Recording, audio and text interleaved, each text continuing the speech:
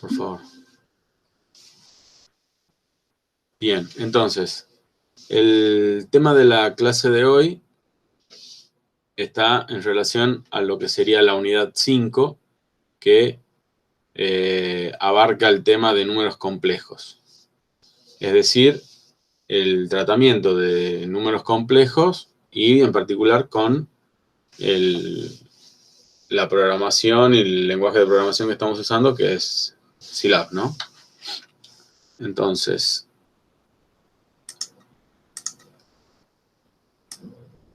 vamos a... esto vamos a hablar brevemente, una especie de repaso. Ustedes, números complejos, ya vieron, si no me equivoco, en álgebra, puede ser, o en geometría.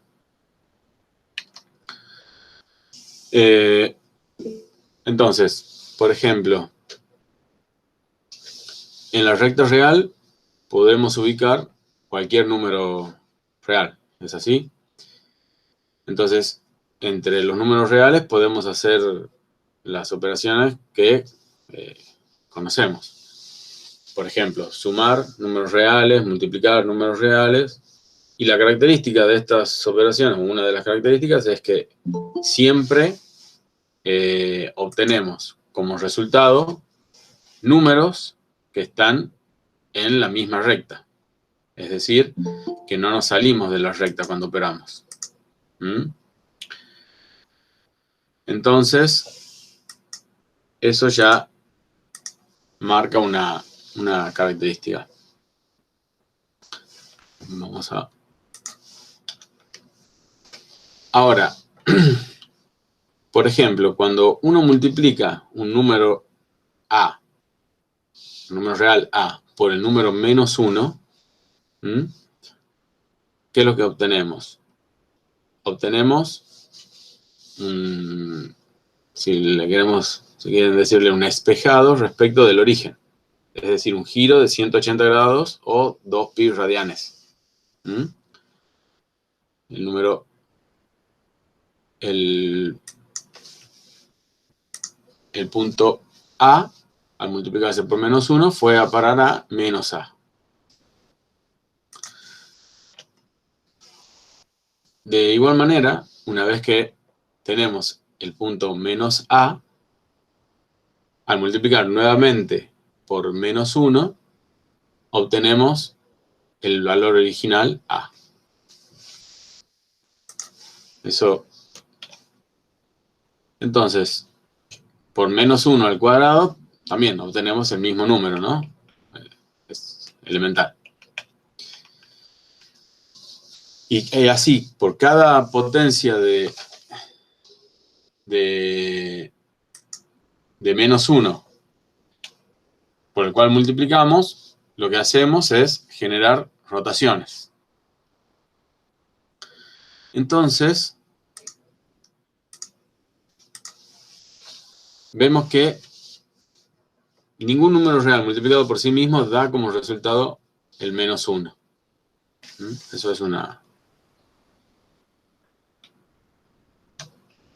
Ahora, podríamos pensar que si multiplicar por menos 1 nos da el valor menos A, podríamos decir, bueno, si multiplico por, y a su vez por menos 1 al cuadrado, obtenemos el mismo número, es decir, que por menos 1 hemos rotado 180 grados y por menos 1 al cuadrado hemos rotado 360 grados, bueno, por la raíz de menos 1 podemos decir que vamos a rotar 90 grados. Esa fue una de las ideas que propuso el matemático Argand a principios del siglo XIX. Entonces, al multiplicar el punto real A por el valor, por la raíz de menos 1, se obtiene la imagen de A rotada 90 grados. Entonces, lo que vemos ahí es que esa imagen ya no pertenece al plano real, a la recta real, sino se escapa de la recta real y pasa a estar ubicado en el plano. ¿Mm? Algunos llaman a ese plano el plano de Argand, que es el que se va a utilizar para representar los números complejos, le llamaré. ¿Mm?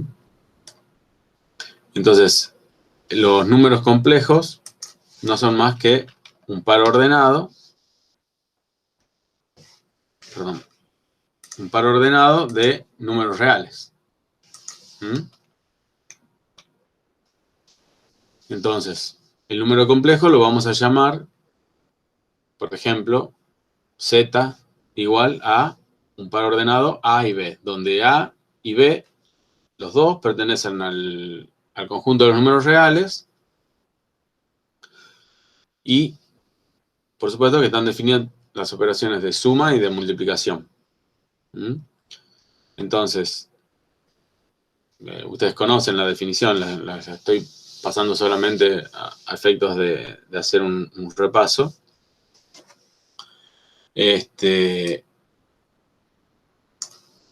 Pero bueno, para sumar, ¿qué es lo que hacen? Suman la parte real y la parte imaginaria, por otro lado. Y para hacer la multiplicación, bueno, cuando hay que operar un poco más, pero la multiplicación está definida de esta manera. ¿Mm? Entonces, a partir de ahí, vemos que vamos a ver ahora dos maneras diferentes, o dos maneras, en principio, de representar los números complejos. Por un lado, la representación binomial, que es simplemente sumar la parte real con la parte imaginaria. O sea, z, por ejemplo, igual a x, la parte real, más y por la parte imaginaria. Por la parte, sí, imaginaria, perdón. Y también mostramos acá la representación en ese plano que dijimos que algunos le llaman el plano de Argand, bueno, el plano complejo. Entonces, el número complejo z va a tener la representación que va a ser, se la puede ver como si fuera un vector. Entonces, en el eje de abscisas tenemos la parte real, en el eje de ordenadas la parte imaginaria y así tenemos nuestra representación. Una propiedad del número complejo es su módulo, que no es otra cosa que la distancia entre el punto y el origen del plano complejo. Ahora, yendo a la representación en Scilab,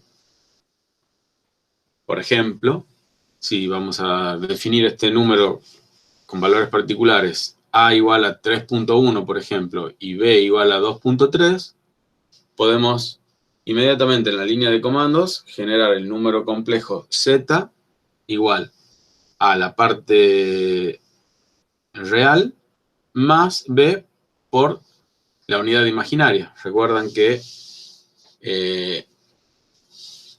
la unidad imaginaria en Scilab es una variable que está predefinida y la invoco con el símbolo de porcentual i. O sea, porcentual i y obtengo la unidad imaginaria. Entonces, el resultado de hacer esa operación no es más que el número complejo z igual a 3.1 más 2.3i.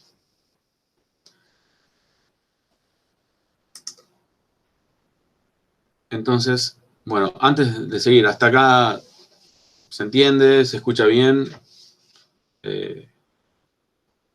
¿Hay algo que quieran comentar?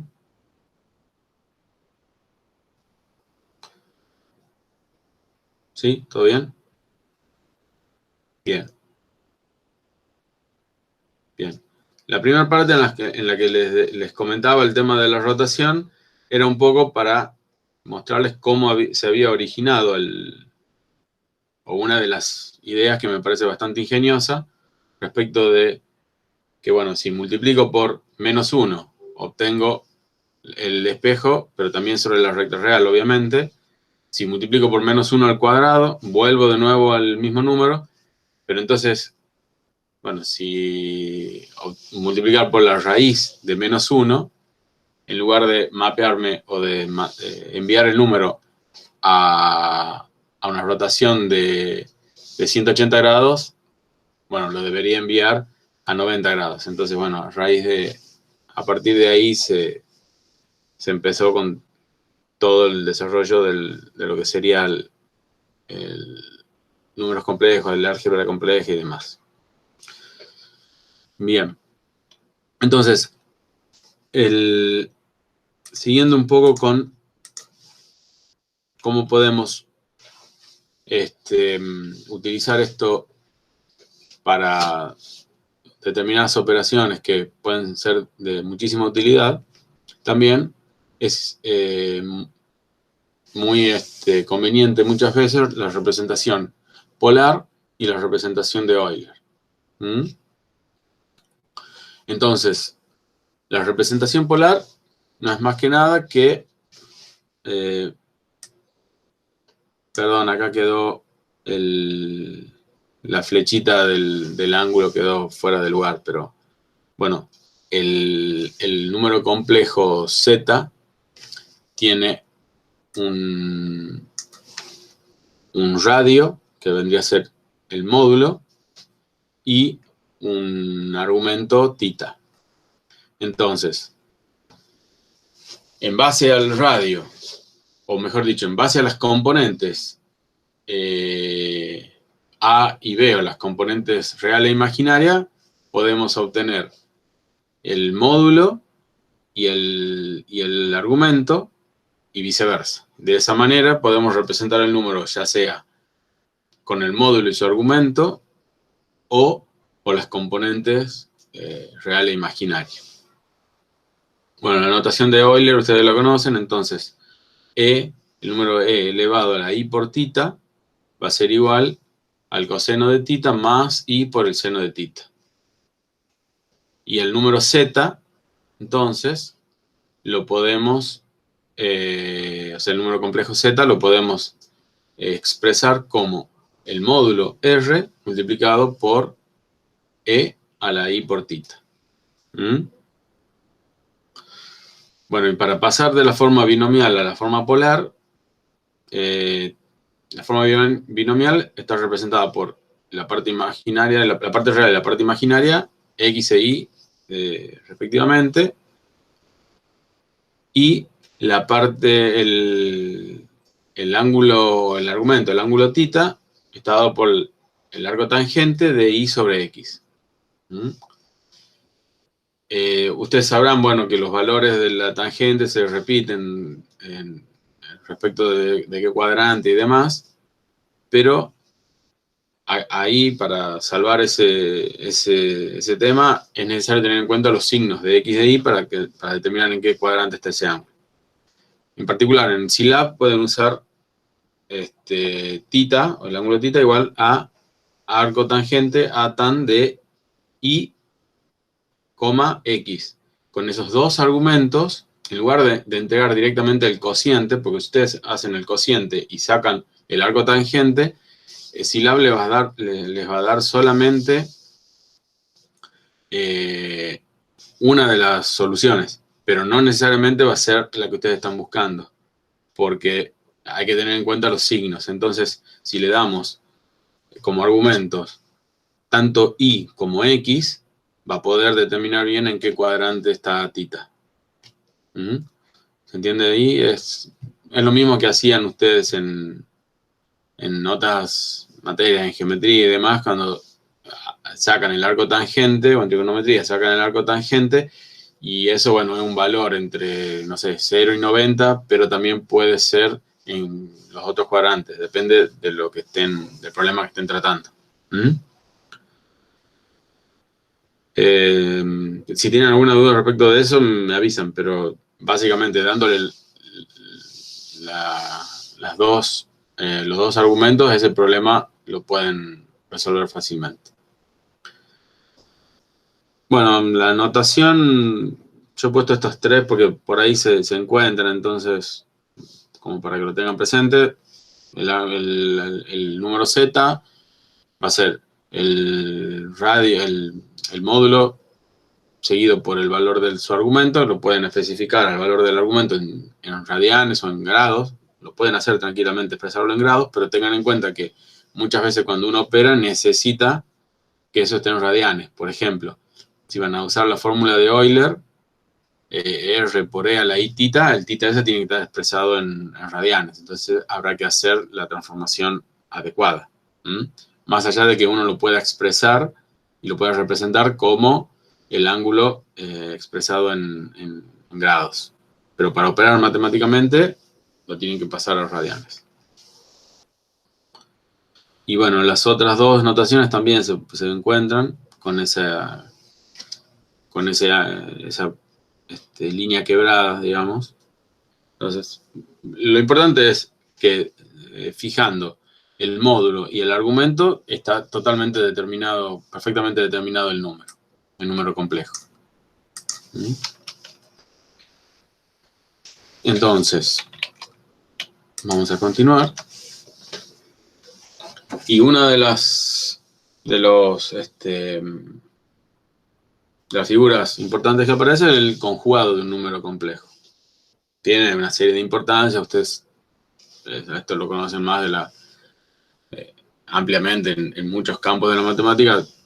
Tanto el complejo como su conjugado tienen propiedades importantes y demás, pero entonces el conjugado es simplemente cambiar de signo la parte imaginaria, ¿no es cierto? O sea, es el espejo respecto del eje real. Entonces, si ustedes tienen en Scilab un número complejo, por ejemplo, como el que les di anteriormente, el ejemplo acá, para obtener el conjugado tendrán que cambiar el signo de 2.3i.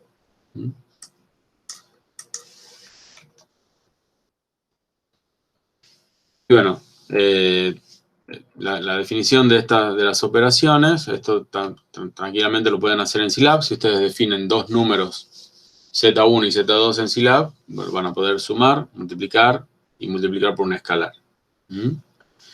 Pero bueno, esto se los recuerdo porque en lo que vamos a ver más adelante, vamos a usar estas propiedades. Entonces, si uno suma, es como sumar dos vectores. Sumamos la parte real por un lado, la parte imaginaria por otro lado.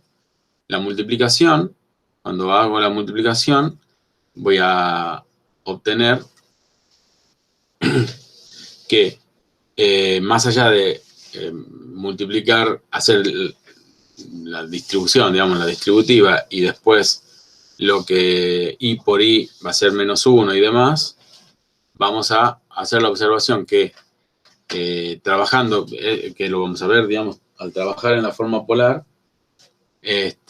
vamos a ver que la multiplicación de dos números complejos nos va a dar como resultado otro número complejo en el cual el módulo del resultado va a ser la multiplicación de los módulos de los dos multiplicandos, y el argumento va a ser la suma de los argumentos de los multiplicandos.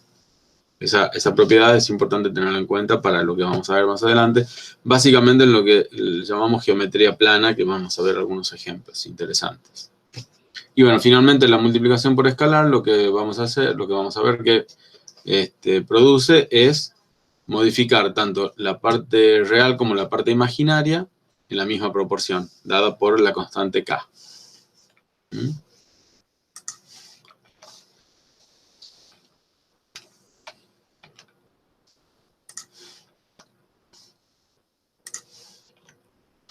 Bien, entonces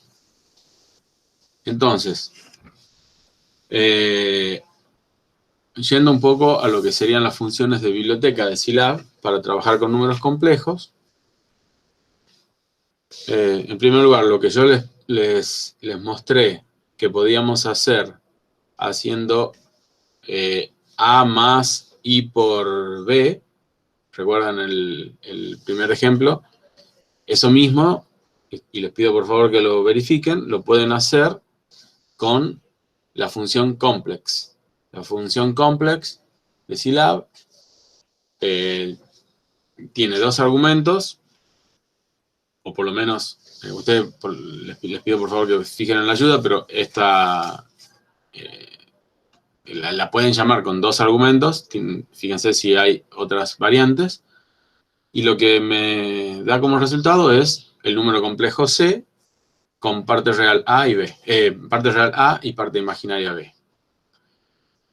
Recuerdan también el conjugado. El conjugado del número complejo X lo puedo obtener usando la función cong de X, de ese número complejo. La parte imaginaria y la parte real la puedo obtener también, la puedo extraer, dado un número imaginario, un número complejo X, puedo obtener su parte imaginaria haciendo imag de X, y la parte real la puedo obtener con la parte real de X. Otra función que podría resultar útil es multiplicar el número complejo por la unidad imaginaria. Eso se puede hacer con imult de X. Y eso va a dar otro número complejo. Y algo que muchas veces podría ser interesante y muy útil es determinar si un dado número es complejo o no. Y si ustedes recuerdan, algo de esto pudimos ver y adelantar en una de las prácticas en alguno de los videos. Yo les mostré cómo determinar, un ejemplo de cómo determinar las raíces de un polinomio. Y en esos casos en los que uno tiene que saber si el resultado es complejo o no, en realidad lo que hace es ver cuánto vale la parte imaginaria. Si la parte imaginaria es distinto de 0, entonces el número va a ser puramente real. Ahora bien, para determinar si algo es igual a 0, recuerden que en lo que sería álgebra de números reales, tengo que trabajar con una determinada tolerancia, porque es muy difícil que ustedes, operando con números reales, obtengan el resultado exactamente 0. ¿Recuerdan eso?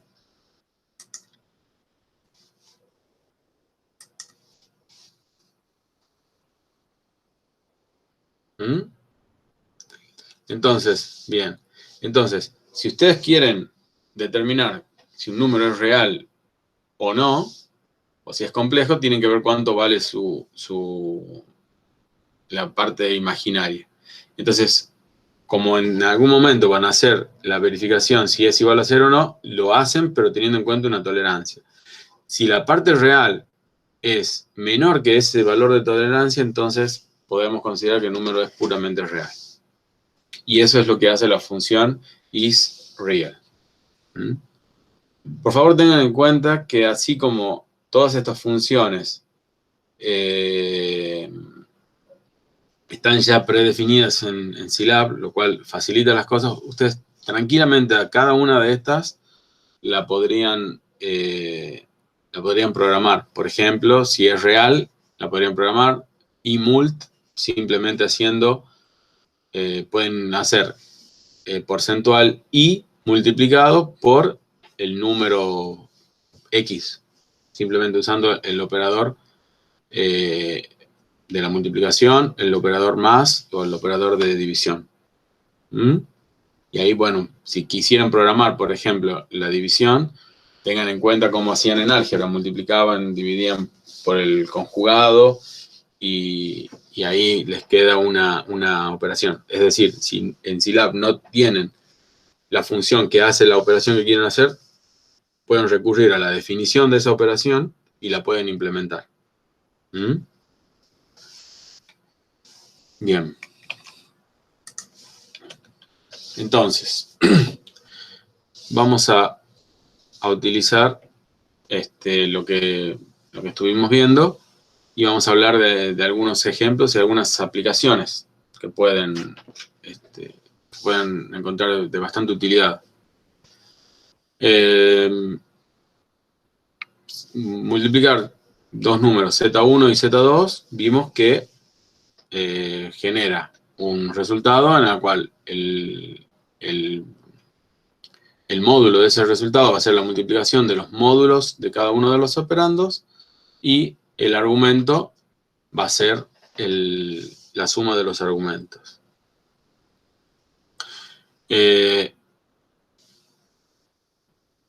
Bueno, acá les doy como un ejemplo, dado la suma de dos números complejos, también vimos que va a ser la suma de cada uno de las componentes, ¿no? La parte real, la parte imaginaria.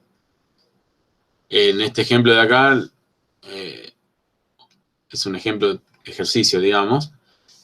La idea es sumar Z1, Z2, y perdón, en lugar de ser Z1 de nuevo, Z3.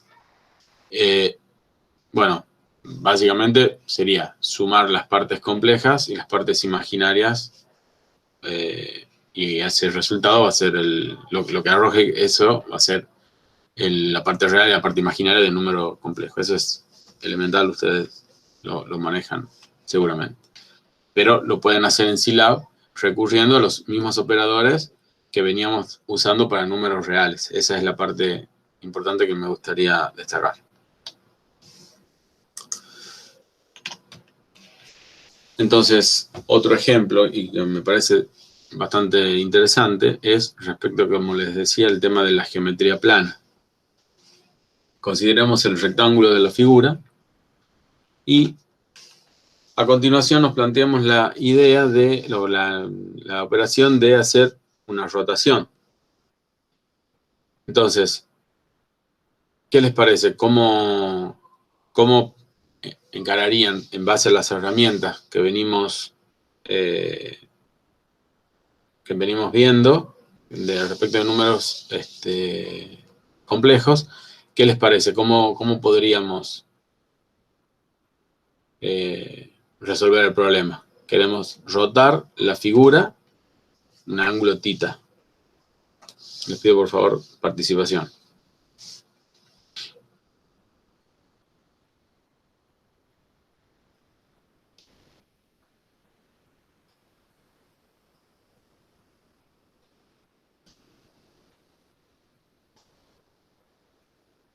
¿Alguna idea?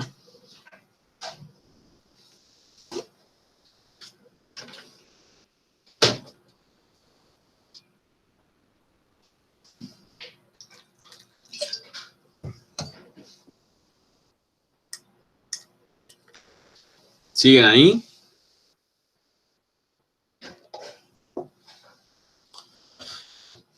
Bien. Bueno. ¿Qué ideas se les ocurre? ¿Cómo podríamos relacionar lo que estuvimos viendo hasta ahora respecto del problema de rotar la figura? Rotar, entiéndase, encontrar las coordenadas de los puntos grises para poder encontrar la posición, digamos, del nuevo rectángulo, ¿no? ¿Qué les parece que podríamos hacer?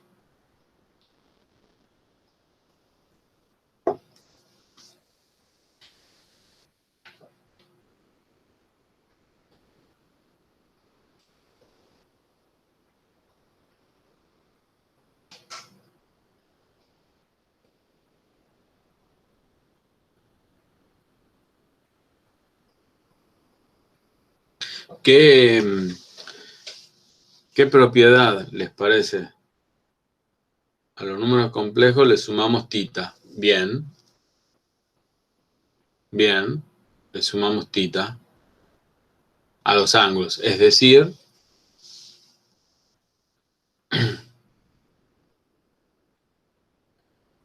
bien, el módulo se mantiene. ¿Por qué se mantiene? Porque no lo estamos escalando.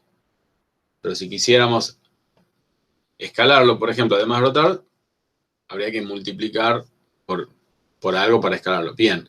Está bien eso de sumamos el ángulo θ. Ahora, yo identifico al menos dos maneras de hacerlo. ¿Cómo serían? veamos, a ver, que alguien diga una, o Matías, si querés, una, y si alguien tiene una idea de cómo sería la otra. Sería interesante que salgan las dos ideas.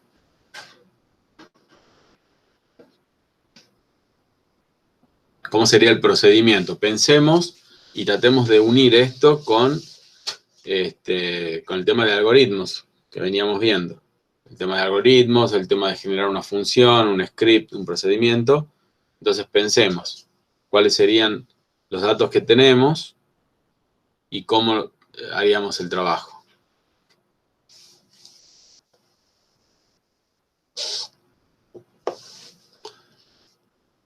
¿Cómo sería esto de sumar el ángulo θ?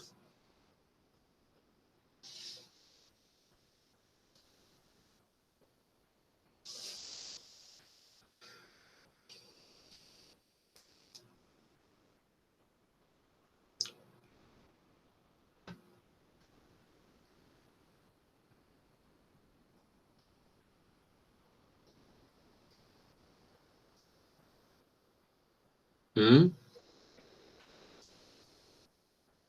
Traten de participar, chicos, o si salen las dudas y si dicen algo que no es o que hay que hacer alguna corrección, me parece que este es un buen espacio, un buen momento para que salgan esas dudas.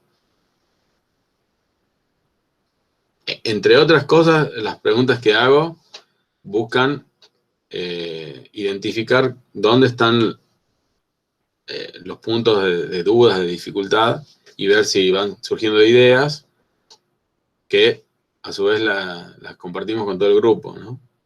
Así que es muy importante que participen.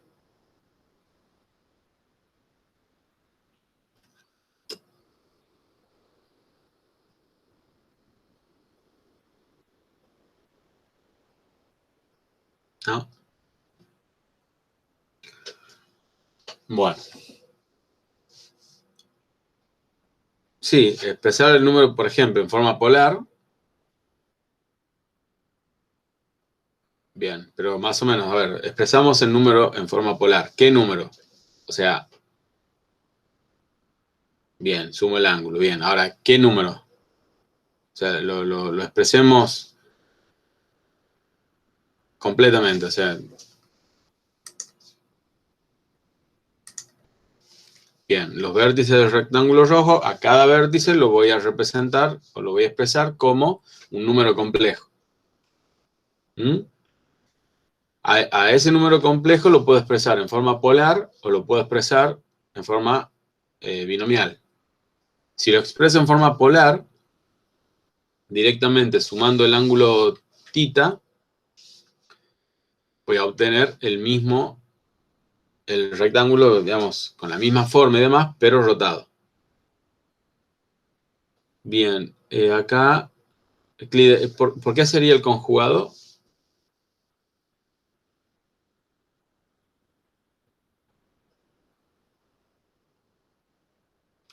¿Cómo no te voy a hacer caso? Sí, es interesante, porque fíjate, si vos haces por el conjugado, si vos a cada punto lo conjugás, ¿qué obtendríamos?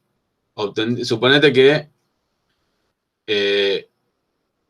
esto sea un billete de, no sé, de 100 pesos. Entonces, va a tener la figura acá, va a estar viendo una de las caras, según cómo esté ubicado. Si vos haces el conjugado, este punto, perdón, ¿el puntero se ve cuando yo hablo? No. Se ve solamente la figura, ¿verdad? Claro, no se ve el puntero. Bueno, el punto... Vamos a hacer una cosa entonces. Yo voy a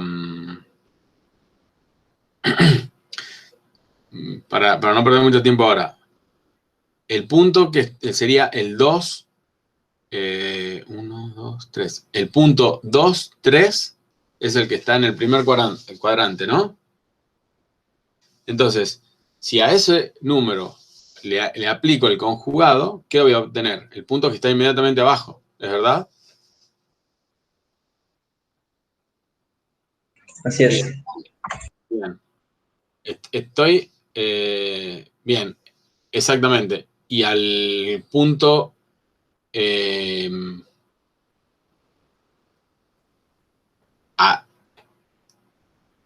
al otro punto lo voy a mandar para abajo. O sea, el que está en el segundo cuadrante lo mando para abajo. ¿No es cierto?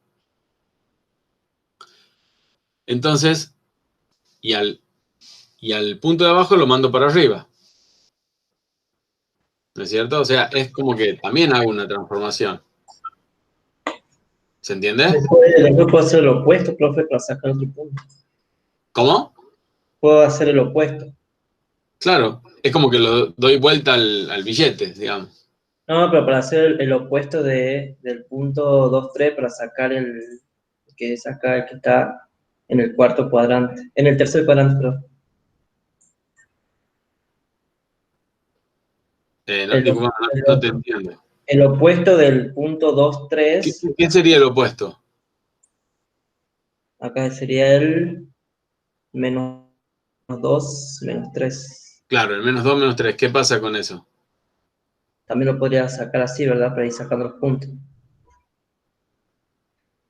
Te juro que no logro entender A ver, yo estoy respondiendo a la pregunta de Euclides, que recién creo que quedó claro que para hacer la rotación de θ, una manera es expresar cada uno de los vértices como en forma polar y simplemente sumarle θ a cada uno de los argumentos, ¿no?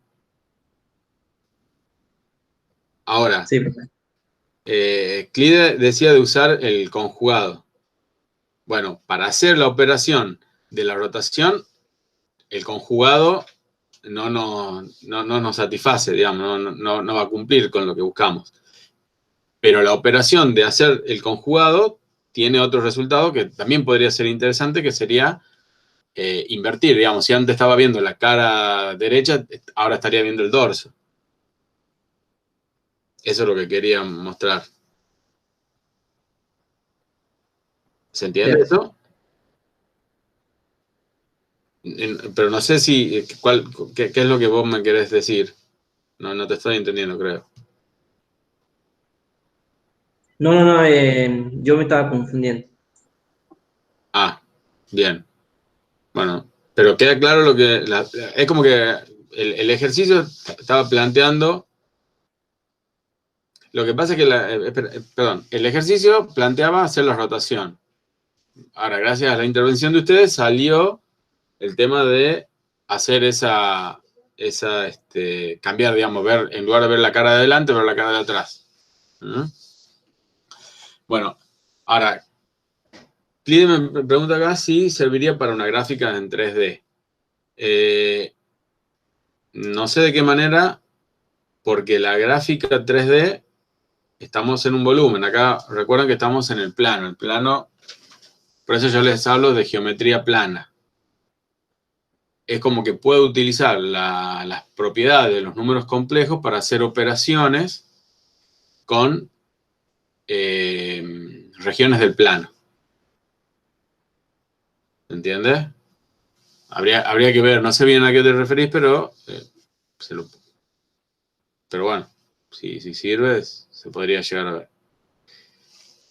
No sé si ustedes vieron en alguna materia, pero hay muchas veces en algunas ecuaciones diferenciales o en algunos campos de la ingeniería o de la matemática, muchas veces lo que se hace es resolver un problema, pero antes de resolverlo en el plano o en la región original, se hace una transformación. Y resulta que una vez que se hace esa transformación, el destino de esa transformación, o sea, lo que obtenemos, hace que el problema sea más fácil resolver en ese campo que en el campo original. Y después podemos volver de nuevo con la transformación inversa. Entonces, muchas veces se lo usa para hacer ese tipo de resolver ese tipo de problemas. Y ahí aparecen nombres como transformaciones conformes o transformaciones de ese tipo. Bueno, eso muchas veces se puede trabajar sistemáticamente y usando las propiedades de los números complejos. Entonces, ténganlo en cuenta porque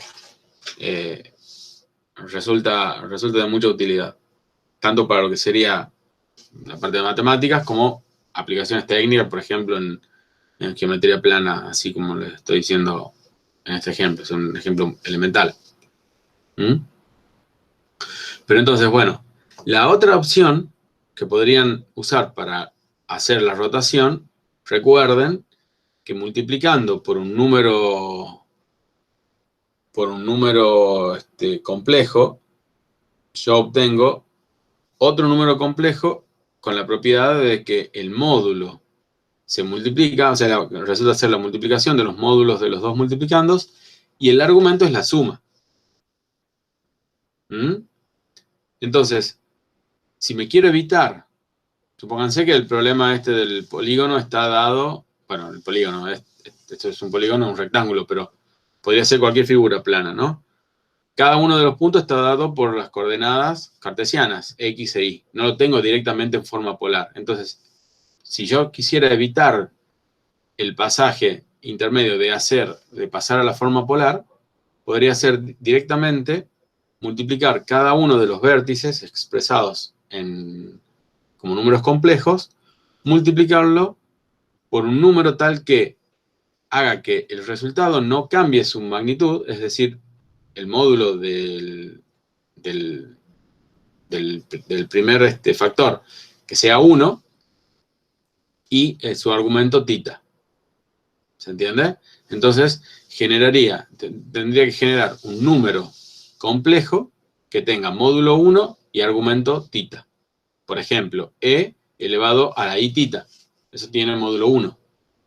Y multiplico cada uno de los puntos X, cada uno de los vértices por ese número.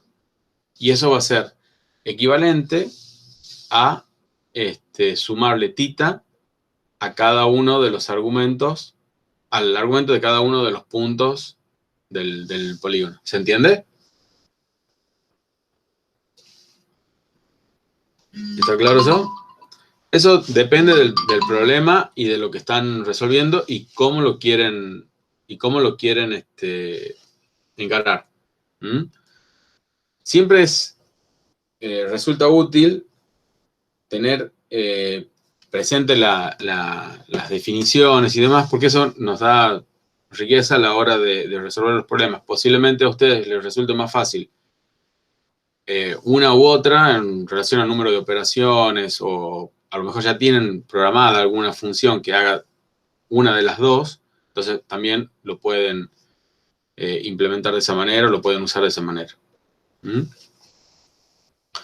Entonces, a continuación, y esto me gustaría que lo tomen y lo reproduzcan. Yo les pongo acá el ejemplo, es una cosa muy elemental, pero me parece que les puede servir. Fíjense, está el código de Scilab, y a la derecha van a ver la gráfica. En azul el rectángulo original y en rojo el rectángulo que se obtiene luego de hacer la operación. En este caso, lo que hago es directamente trabajar con la segunda opción, es decir, tomar cada uno de los puntos y multiplicarlos por cada uno de los vértices expresados en forma compleja, y multiplicar cada uno de ellos por un número ZR que va a ser el que va a definir la rotación. ¿Y cómo lo genero? ¿Cómo? Recuerdan, yo les dije complex, y ahí pongo la parte real y la parte imaginaria. Ahora bien, también yo podría haber hecho E elevado a la I unidad imaginaria por θ. Bueno, ese tipo de cosas ustedes lo pueden analizar y pueden ver si les da lo mismo y demás. El código es bastante elemental. Si se fijan, yo tengo X e Y, dos vectores, que lo que hacen es definen los vértices. Si se fijan, tengo 5, en lugar de 4, tengo 5 componentes de cada vector. Pero el último punto es el mismo que el primero. Eso lo hice simplemente para que no hacer más complicado, hacerlo lo más sencillo posible para que empiecen a trabajar. Después ustedes lo pueden ver de modificar. Pero fíjense que si no hubiese hecho eso, cuando pongo plot, la parte real, la parte imaginaria, me hubiese hecho, en lugar del rectángulo, me hubiera hecho un rectángulo abierto, digamos, una figura abierta, porque no iba a unir los dos últimos vértices.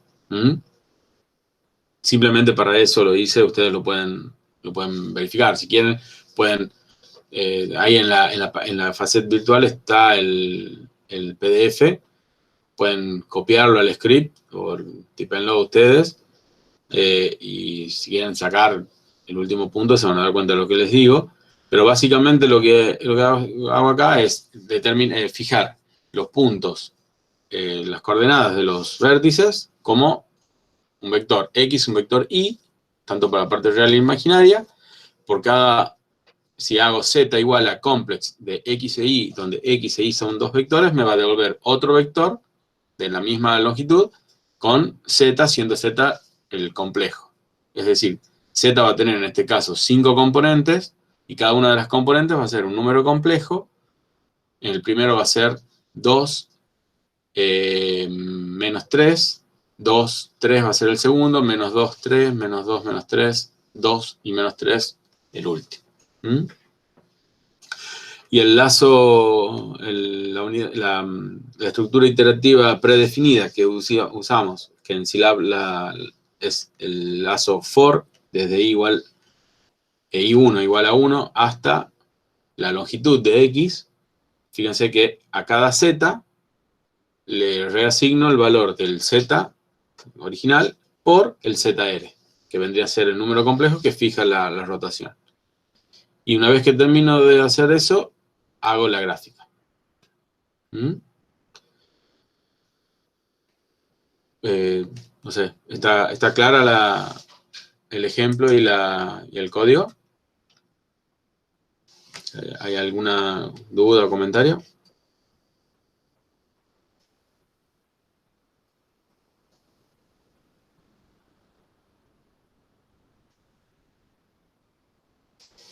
¿No? ¿Se entendió bien?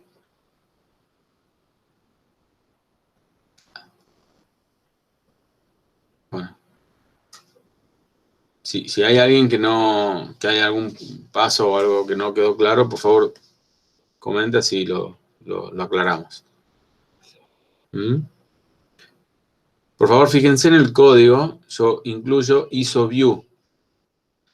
Simplemente lo hago para que tanto la longitud en X como en Y sea igual. Entonces, así fuerzo a la figura a que quede con las mismas longitudes, tanto en X e Y. Entonces, si quiero hacer un rectángulo, realmente lo vea como un rectángulo. Bueno.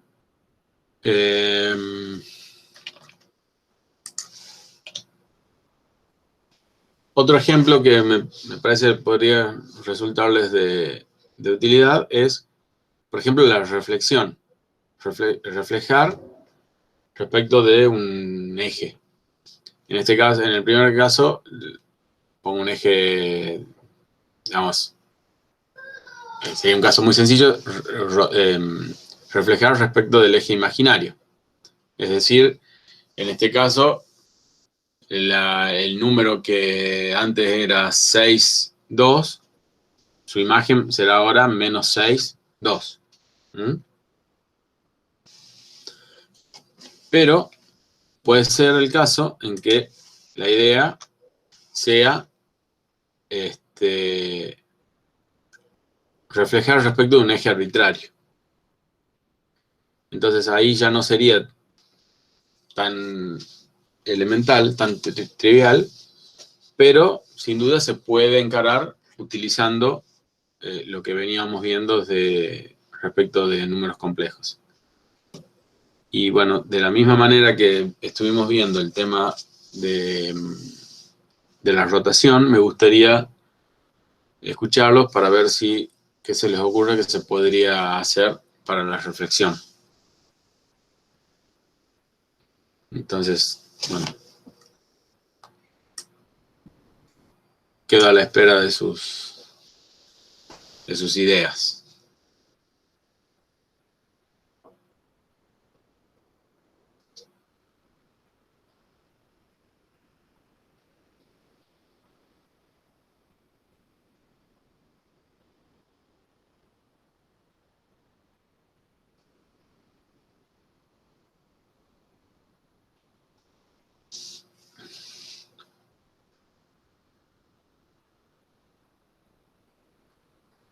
¿Ninguna idea?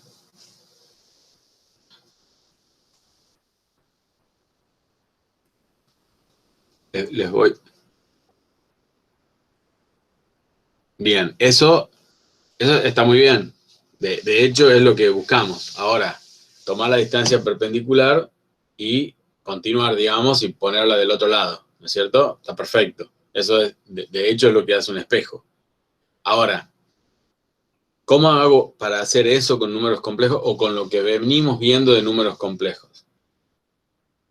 Eso que dice Matías, tranquilamente lo podemos hacer con las herramientas de geometría analítica.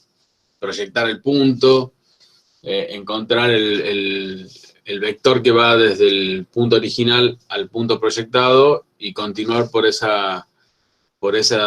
camino la misma longitud o la misma distancia perpendicular. Eso está perfecto. Ahora, eso, trabajarlo con lo que venimos viendo de números complejos, ¿lo podemos adaptar así directamente? ¿Qué les parece?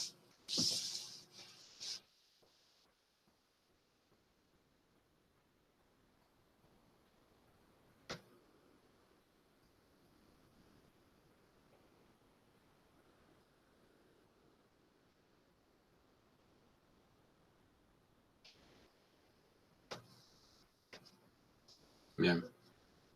Claro, o sea, la idea sería usar las propiedades que venían, o ver si podemos usar las propiedades que vinimos nombrando. Entonces, fíjense, el eje, a ver, yo voy a hacer, dame un segundo, voy a dejar de compartir. Voy a compartir un PowerPoint para ver si podemos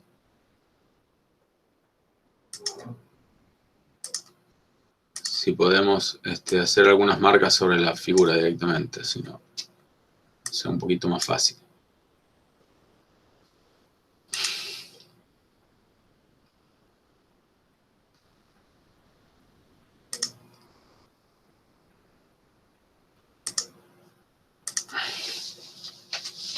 Ahí se ve nuevamente la presentación, ¿verdad?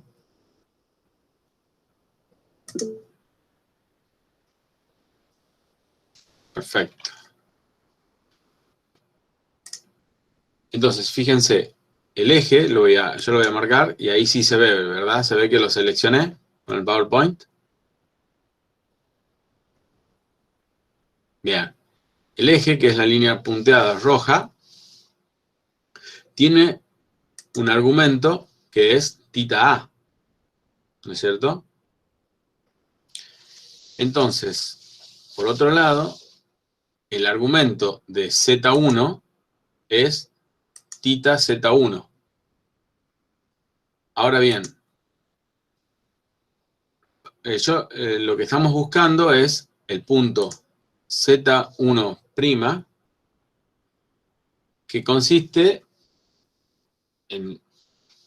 no en otra cosa que encontrar qué ángulo tiene que rotar el punto Z1 para que represente esa reflexión. podemos ver es que el ángulo formado entre este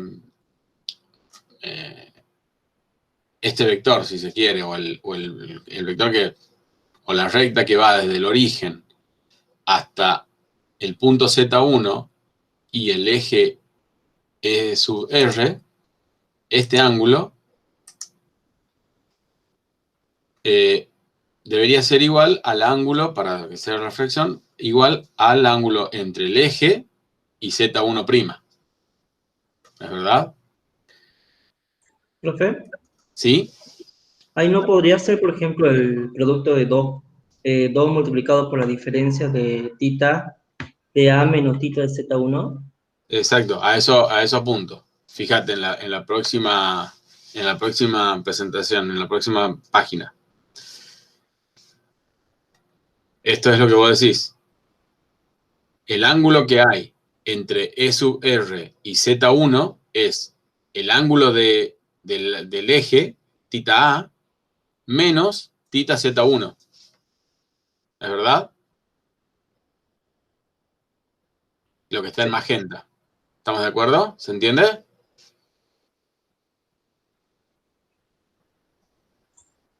¿Sí? ¿Quién preguntó recién? Yo, Leandro. ¿Está claro eso? Sí. ¿Eso es lo que preguntabas? Sí.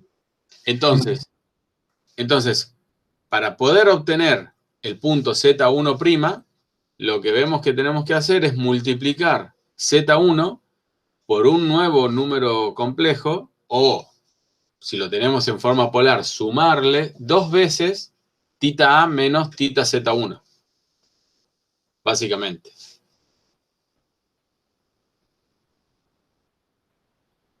¿Está claro eso?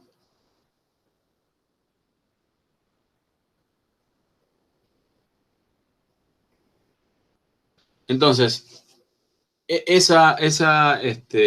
bien. Entonces, ustedes fíjense cómo la operación de la reflexión, supónganse que ustedes están trabajando, no sé, con óptica, o quieren de alguna forma hacer una operación en muchos programas de CAD y demás, uno muchas veces hace un espejo de lo que tiene de un lado y del otro, porque quiere una figura simétrica. Bueno, con estos conceptos lo pueden hacer. Me pregunta Matías si el módulo cambia. El módulo va a cambiar solamente si el ángulo, si el módulo del vector, del número complejo por el cual multiplico para hacer la rotación tiene módulo distinto de 1. Entonces, recapitulemos. Está claro que para hacer la operación lo que tengo que hacer es encontrar el ángulo, un ángulo que es el ángulo que le tengo que sumar al argumento del punto original para obtener su reflexión. Y ahí uso la propiedad de que para que sea reflexión, entonces, el ángulo que va a formar el original con el eje tiene que ser igual al ángulo que va a formar el punto reflejado por el eje, ¿no es cierto? Entonces, el ángulo que tengo que sumar es 2 veces ese ángulo tita A menos tita Z1. Eso por un lado. Y ahí surge de nuevo la dualidad respecto de los al menos 2 caminos de hacerlo, que es pasar a la forma polar y directamente sumar ese ángulo al argumento, o tenerlo si lo tenemos, por ejemplo, en la forma cartesiana, en la forma binomial, perdón, directamente multiplicar por un complejo que va a tener módulo 1 si es que no quiero cambiar las proporciones o el tamaño de la figura, y que tenga como argumento 2 veces tita A menos tita Z1. ¿Mm? Es como dos caminos. De nuevo, todo va a depender si quiero pasar a la forma polar o no y demás. O a lo mejor el problema sea dado una figura en la cual cada uno de los vértices es un número complejo expresado en forma polar, si quiere encontrar la reflexión y demás, bueno, ahí es directo. Simplemente encontrar el ángulo y sumar 2 veces ese ángulo. Y si está en forma cartesiana, pueden elegir si lo van a pasar, no lo van a pasar, si van a hacer la multiplicación. Eso depende de cómo quieran trabajar. Pero la parte conceptual es que la multiplicación por números complejos me va a dar esa rotación y a su vez podría o no cambiar el tamaño. ¿Mm?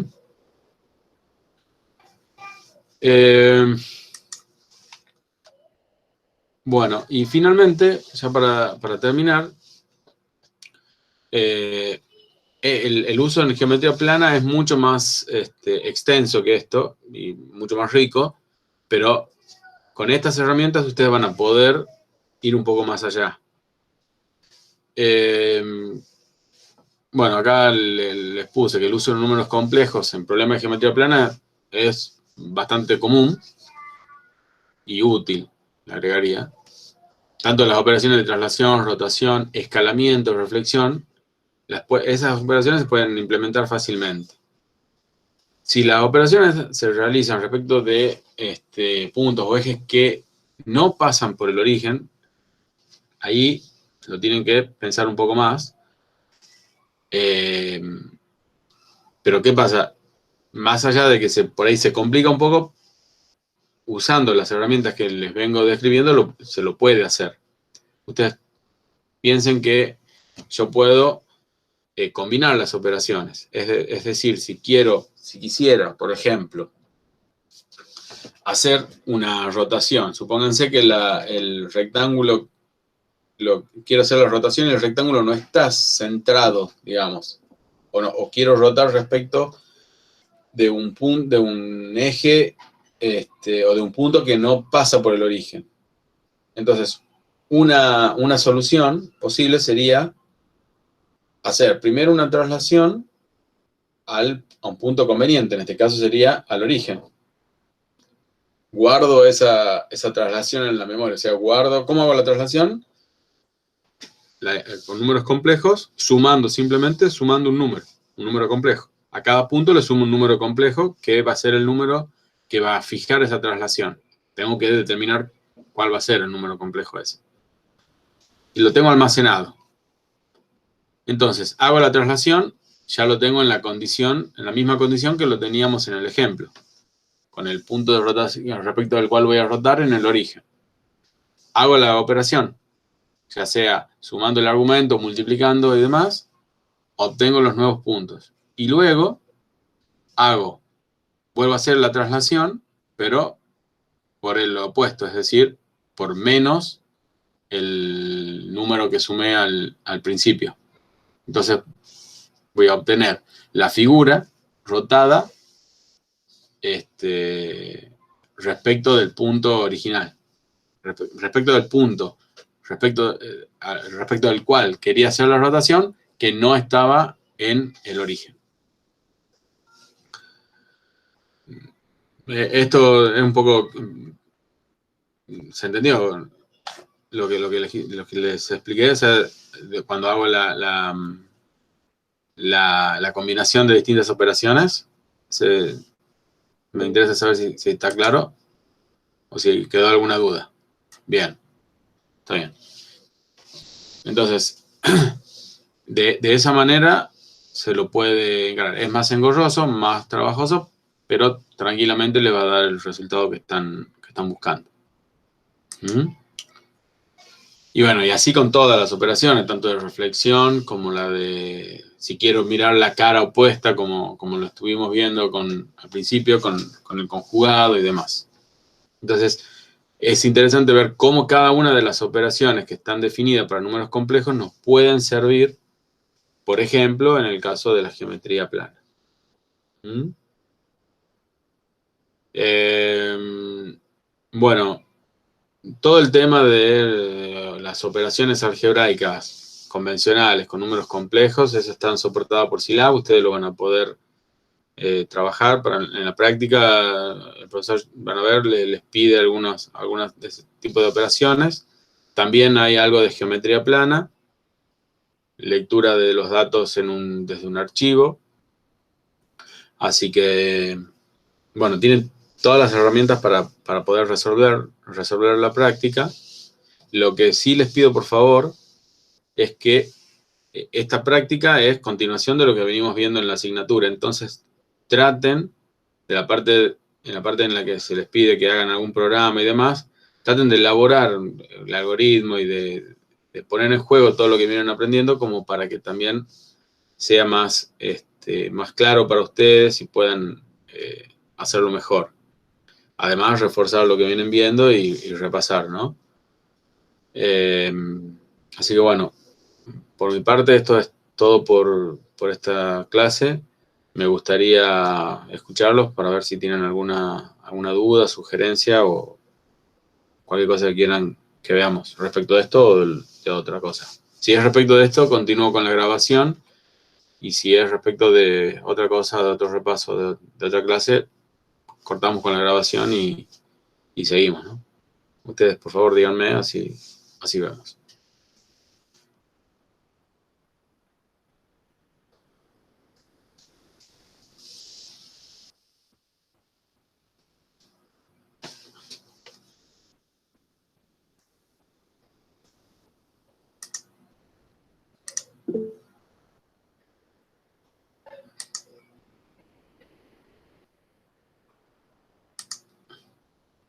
Bien.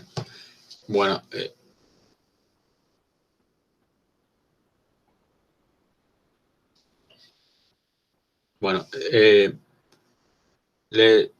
ahora os respondo, Matías.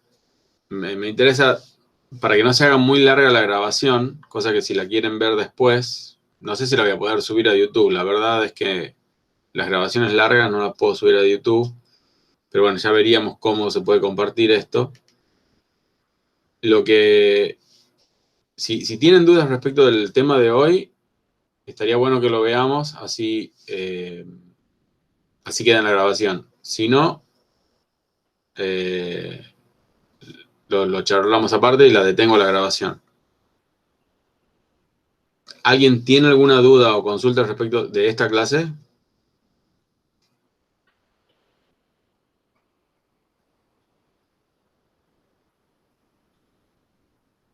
Bien.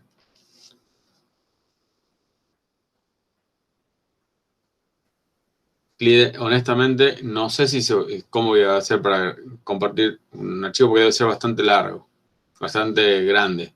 En YouTube puedo subir videos de no más de, creo que son 15 minutos. Ya voy a ver si es que lo puedo hacer, pero les estaré avisando. Bueno, detengo la grabación